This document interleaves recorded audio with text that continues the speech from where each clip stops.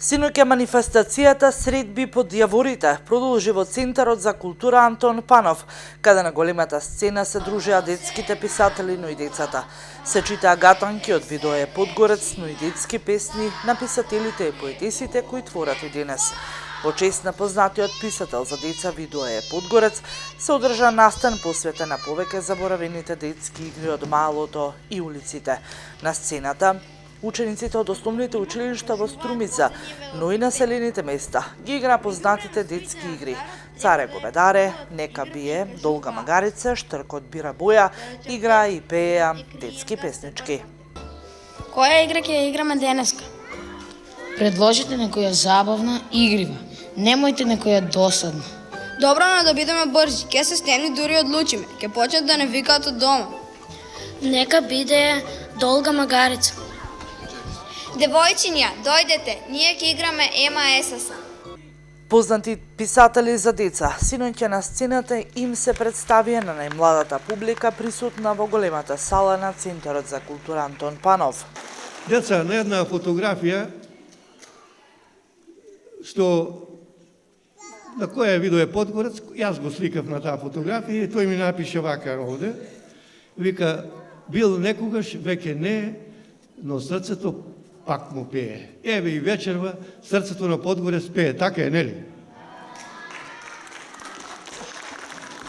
Што ми е така, ајде да му дадеме збор и сите нека знаат дека средбите под јаворите вечно ќе ни траат.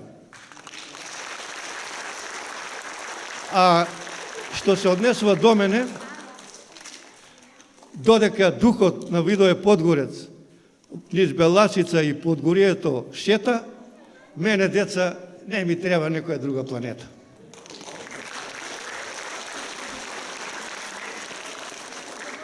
Бидејќи беше распишен некој конкурс, мислите да те лажам,